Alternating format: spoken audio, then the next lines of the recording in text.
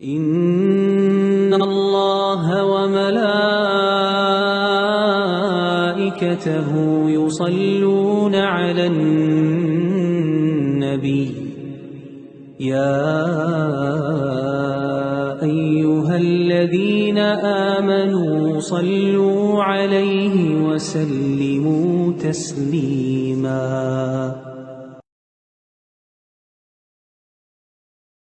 جس شخص کے اندر یہ 5 وصف پیدا ہو گئے اس کا رب اس کی عزت بحال رکھے گا، اس کو کبھی بھی ذلیل نہیں ہونے دے گا۔ پہلا وصف صلہ رحمی، دوسرا وصف لوگوں کا بوجھ اٹھانا، تیسرا کام جس کا کوئی کمانے والا نہیں اس کی مدد کرنا، چوتھی چیز مہمان نوازی کرنا، پانچواں وصف والتعین علی نوائب الحق۔ حضور کی مبارک سیرت کا صدقہ اللہ یہ اوصاف ہمارے اندر اتار دے۔ ہم ایک صحابی آیا، یا رسول اللہ مجھے موت سے ڈر لگتا ہے۔ آپ نے فرمایا تیرے پاس کوئی پیسے ہیں کہ جی ہیں؟ کہا وہ اللہ کے نام پہ خرچ کر دے، موت کا ڈر نکل جائے گا کہ جہاں آدمی کا مال جاتا ہے وہیں اس کا دل بھی چلا جائے۔ ہے کہ جس گھر میں 3 باتوں کا اہتمام ہو وہاں کبھی بے برکتی نہیں ہوتی۔ رزق کی بے برکتی نہیں ہوگی، صحت کی بے برکتی نہیں ہوگی، مال و اولاد کی بے برکتی نہیں ہوگی، جس میں 3 کاموں کا اہتمام ہو۔ نمبر 1 بسم اللہ کا اہتمام ہو۔ کوئی بھی چیز لینی ہے، رکھنی ہے، دینی ہے، بسم اللہ بسم اللہ۔ کوئی بھی چیز، گھر کے اندر کپڑا بھی رکھنا ہے، کپڑا بھی اٹھانا ہے، برتن رکھنا ہے، برتن اٹھانا ہے، بچے کو کوئی چیز دینی ہے، بچے سے کوئی چیز لینی ہے، بسم اللہ الرحمن الرحیم کا جس گھر میں اہتمام ہو یہ برکت ہی برکت ہے۔ نمبر 2 دایاں ہاتھ استعمال کیا جائے۔ کوئی بھی چیز لینی ہے، دینی ہے، رکھنی ہے، اٹھانی ہے، ہاتھ دایاں استعمال کیا جائے۔ بچہ اگر بائیں ہاتھ سے دے رہا ہے یا بائیں ہاتھ سے لے رہا ہے تو چیز کو روک لینا چاہیے، بیٹا دوسرے ہاتھ سے لو، دائیں ہاتھ سے لو، دائیں ہاتھ سے دو۔ اس طریقے سے جس گھر میں دائیں ہاتھ کے استعمال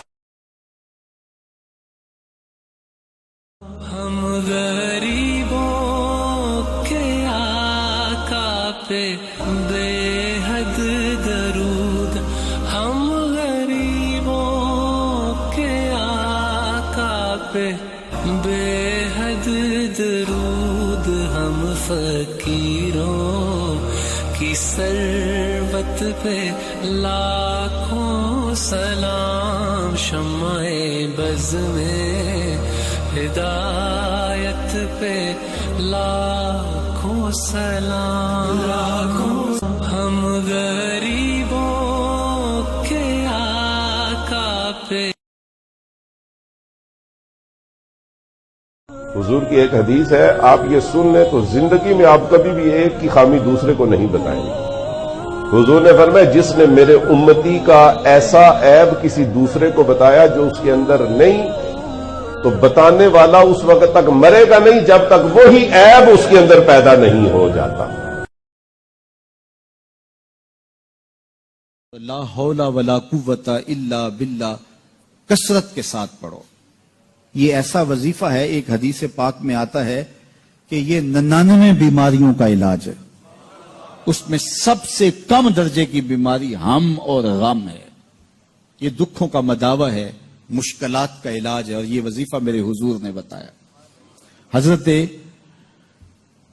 ابو ذر غفاری رضی اللہ تعالیٰ عنہ کو حضور نے 5 چیزیں بتائی تھی، ان میں سے 5ویں چیز یہ تھی کہ ابو ذر کثرت کے ساتھ لا حول ولا قوت الا باللہ پڑھا کرو۔ فرمایا عرش الہی کے نیچے ایک خاص خزانہ ہے، یہ وظیفہ وہاں سے آیا ہے۔ یہ زندگی میں معمول بنا لو، جب پھنس جاؤ، مشکلات میں آ جاؤ تو لا حول ولا قوت الا باللہ پڑھو، اللہ راستے کھولے گا۔ تو حضور نے 3 چیزیں فرمائی، اللہ سے ڈرو، صبر کرو، اور کثرت کے ساتھ لا حول ولا قوت الا باللہ پڑھو۔ دل میں نرمی اگر پیدا نہیں ہوتی ہے تو پھر جان لیجئے، میں ایک بہت سخت بات کہنے لگا، ایک شخص عالم ہو سکتا ہے، مفتی ہو سکتا ہے، فقیہ ہو سکتا ہے، مفسر ہو سکتا ہے، محدث ہو سکتا ہے، عابد ہو سکتا ہے، زاہد ہو سکتا ہے، نیک نہیں ہو سکتا اگر انسانی ہمدردی کا مادہ اس کے دل میں نہیں۔ 4 پارے کی پہلی آیت جو اس معاملے میں یوں سمجھیے، قول فیصل، لن تنالوا البر حتى تنفقوا مما تحبون۔ میرے نبی نے فرمایا کہ ایک اللہ کے تعلق والا بندہ یا بندی اپنی ضرورت میں اٹکا ہوا ہے اور اللہ سے مانگ رہا ہے اور رو رہا ہے، اوپر سے دروازہ نہیں کھل رہا ہے، کہتا پتہ نہیں کیا ناراضگی ہو گئی ہے، حتیٰ کہ فرشتے سفارش کرتے ہیں کہ یا اللہ یہ اتنے دیر سے بیچاری رو رہی ہے، یہ اتنے دیر سے رو رہا ہے، یا اللہ اس کا کام کر دے. تو اللہ تعالیٰ فرماتے احب ان اسمع حنینہ، مجھے اس کا رونا بڑا پیارا لگ رہا ہے، میں چاہتا ہوں کچھ اور رو لے. دے دیا تو پھر کہیں رونا، لہذا میں چاہتا ہوں تھوڑا یہ رو لے، اس لیے لیٹ ہو رہا ہے، اس لیے لیٹ نہیں ہو رہا کہ میں ناراض ہوں.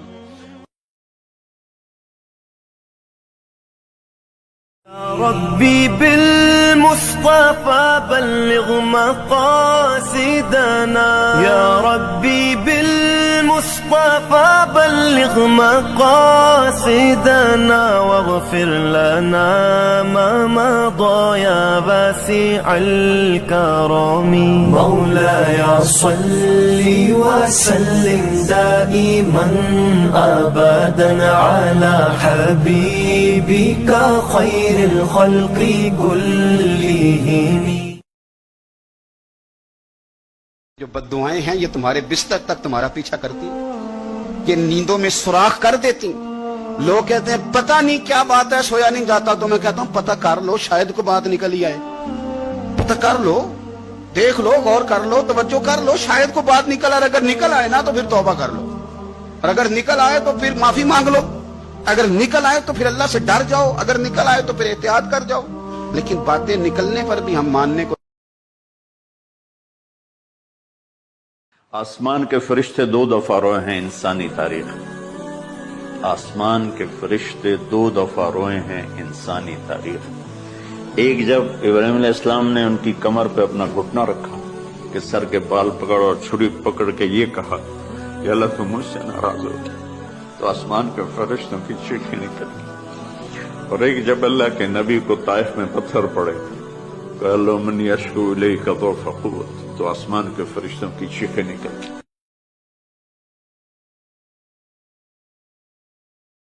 چلتے پھرتے کہا کرو استغفر اللہ، اللہ اکبر، لا الہ الا اللہ، لا حول ولا قوة الا باللہ، حسبی اللہ ونعم الوکیل، یا حی یا قیوم برحمتک استغیث. اور میں کیوں کہہ رہا ہوں، یاد رکھنا جو زبان پہ کثرت سے بات آتی ہے مرتے وقت بھی وہی زبان پہ آتا ہے.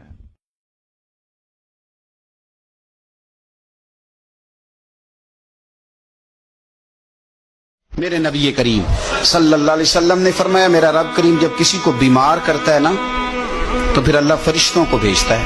فرماتا جب پتہ کر کے آؤ کسی سے میری شکایت تو نہیں کر رہا. تو فرشتے جا کے عرض کرتے ہیں مالک اس کے پاس تو جو بھی آیا نا اس نے یہی کہا کہ الحمدللہ جس حال میں اللہ نے رکھا ہے میں راضی ہوں. اس نے تیری شکایت نہیں کی، اس نے تیری رضا پہ اس بیماری کو تیری طرف سے آزمائش سمجھ کے قبول کیا.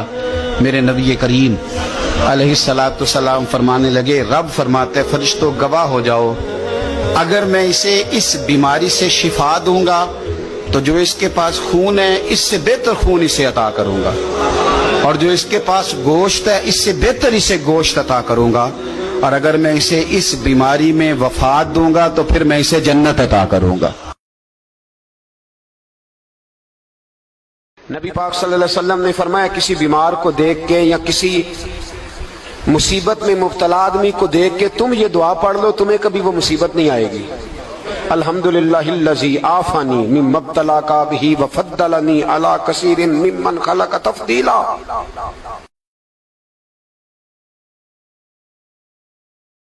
نہ کوئی آپ سا ہوگا نہ کوئی آپ جیسا تھا، کوئی یوسف سے پوچھے مصطفیٰ کا حسن کیسا تھا، زمین و آسمان میں کوئی بھی مثال نہ ملی. پڑھے مولایا صلی وسلم دائما ابدا علی حبیبک خیر الخلق کلہم. دلیل زندگی وہ ہے، کمال بندگی وہ ہے، کوئی بھی دور ہو اس میں معراج آدمی وہ ہے، وہی تو دین و دنیا ہے جو باتیں آپ نے کہیں، مولایا صلی وسلم۔ کتنے فرشتے اللہ نے پیدا کیے؟ جبریل سب سے بڑا فرشتہ، اس سے تو نہیں کہا میں تم سے پیار کرتا ہوں، جو ہر وقت اللہ کی خدمت میں کھڑا، اور جن فرشتوں نے خربوں سال سے سجدے میں سر رکھا ہوا ہے، ان سے تو اللہ نے نہیں کہا میں تم سے پیار کرتا ہوں۔ شرابی سے کہہ رہا ہے تم سے پیار کرتا ہوں، عزت کو بیچنے والی سے کہہ رہا ہے تم سے پیار کرتا ہوں، تو توبہ کر میں تم سے پیار کرتا ہوں، میری رحمت میں آ جا۔ میرے بھائیو، اللہ سے صلح کر۔ پیارے آقا صلی اللہ علیہ وسلم نے ارشاد فرمایا کہ جو میرا امتی روزانہ 1000 مرتبہ مجھ پر درود پاک پڑھتا ہے، وہ بندہ اتنی دیر تک نہیں مرے گا جتنی دیر تک اپنا مقام جنت میں نہ دیکھ لے۔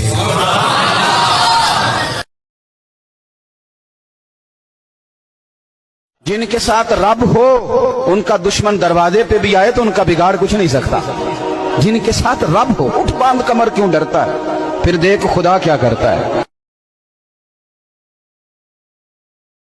حضور نے ایک شخص کو دیکھا، وہ سخت کمزور ہے، تو آقا کریم نے فرمایا کہ کیا ماجرا ہے، تم بہت کمزور ہو، تو نے کوئی دعا تو نہیں کی تھی رب سے؟ کہا جی حضور میں نے اللہ سے دعا کی تھی۔ کیا دعا مانگی؟ کہا میں نے اللہ سے کہا مالک جو بھی تکلیفیں ہیں، مصیبتیں ہیں، وہ آخرت کے حصے کی بھی دنیا پہ بھیج دے تاکہ یہیں فارغ ہو کے جاؤں، آخرت میری صاف ہو۔ تو بڑے دکھڑے ہیں، بڑے غم ہیں، بڑی اذیتیں ہیں، بڑی بیماریاں ہیں، جس نے مجھے کمزور کیا۔ ظاہر بڑی اچھی بھلی بات تھی کہ سارے دکھڑے دنیا پہ لے لی، آخرت صاف کر لی، لیکن میرے حضور نے کیا ارشاد فرمایا؟ فرمایا تو نے یہ کیوں کہا کہ آخرت کے دکھ بھی دنیا پہ مل جائیں؟ تو نے یہ کیوں نہیں کہا ربنا آتنا فی الدنیا حسنۃ وفی الآخرۃ حسنہ؟ اللہ دنیا میں بہتریاں۔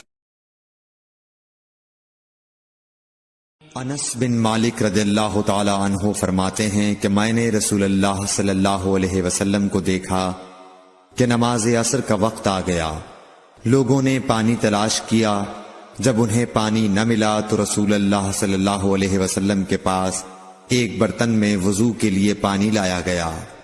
رسول اللہ صلی اللہ علیہ وسلم نے اس میں اپنا ہاتھ ڈال دیا اور لوگوں کو حکم دیا کہ اسی برتن سے وضو کریں۔ حضرت انس رضی اللہ تعالی عنہ کہتے ہیں کہ میں نے دیکھا کہ آپ کی انگلیوں کے نیچے سے پانی چشمے کی طرح ابل رہا تھا، یہاں تک کہ قافلے کے آخری آدمی نے بھی وضو کر لیا۔ وہ آدمی جس میں تنہائی میں اللہ کا ذکر کیا، اللہ کو یاد کرنے بیٹھ گیا، کوئی دیکھنے والا نہیں تھا، وہ تنہا تھا، حجرے میں تھا، اپنے بند کمرے میں تھا، اپنے رب کو یاد کیا۔ اللہ کی یاد کرتے کرتے اس کی آنکھوں سے آنسو ٹپکنے لگے، اس کی آنکھیں آنسو کا خراج دینے لگی۔ تو میرے اور آپ کے آقا و مولا نے فرمایا کہ یہ آنسو اتنے قیمتی ہیں، ان آنسوؤں کے بدلے میں قیامت کے دن اسے عرش الہی کا۔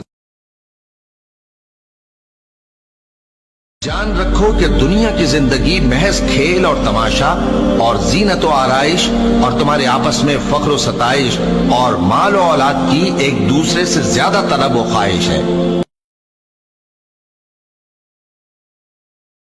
حضرت علی کی گود میں سر تھا میرے حضور کا، اور نماز عصر قضا ہو رہی ہے۔ اب حضور کو بیدار کرتے ہیں تو حضور کی نیند میں خلل آتا ہے، اور اگر نہیں بیدار کرتے تو نماز عصر جاتی ہے۔ اللہ اکبر۔ لیکن فیصلہ کیا ہوا؟ نماز عصر چھوڑوں گا، نماز عشق چھوڑوں تو کیوں چھوڑوں۔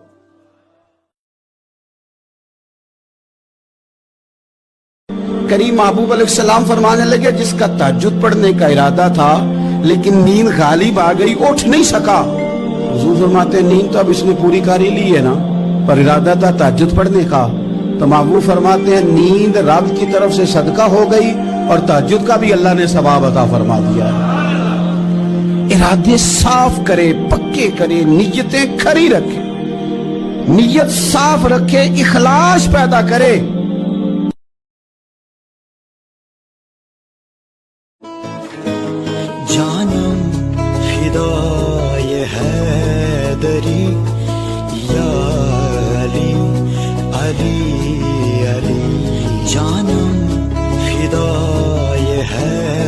حیدری یا علی علی. حضرت سیدنا عمر فاروق رضی اللہ تعالی عنہ کے پاس ایک خادم آ کر یہی کہتا تھا، یا عمر موت کو یاد رکھنا، موت کو نہیں بھولنا. یہ سن کر آپ کپ کپا جاتے تھے، جسم پر لرزہ طاری ہو جاتا تھا. یہ خادم دن میں 2-3 مرتبہ حاضر ہو کر یہی کہتا تھا، یا عمر موت کو کبھی نہ بھولنا. ایک دن یہی خادم اپنی ڈیوٹی پوری کرنے آیا، موت کا پیغام سنانے آیا. تو سیدنا عمر فاروق رضی اللہ تعالی عنہ نے فرمایا، میاں آج کے بعد میرے پاس نہ آنا، آج کے بعد مجھے موت کی خبر دینے نہ آنا. خادم نے کہا، حضور مجھ سے کوئی گستاخی ہو گئی ہے، کوئی غلطی ہو گئی ہے، میں کیوں خبر دینے نہ آؤں؟ کیوں مجھ سے میری نوکری واپس لی جا رہی ہے؟ سیدنا عمر فاروق رضی اللہ تعالی عنہ نے اپنی داڑھی مبارک پہ ہاتھ رکھا، ایک سفید بال الگ کیا، اپنی داڑھی کا سفید بال نکال کر بولے، میاں اب تیرے آنے کی ضرورت نہیں ہے، اب عمر کو تو یہی سفید بال بھی چین سے نہیں بیٹھنے دے گا، اب یہی سفید بال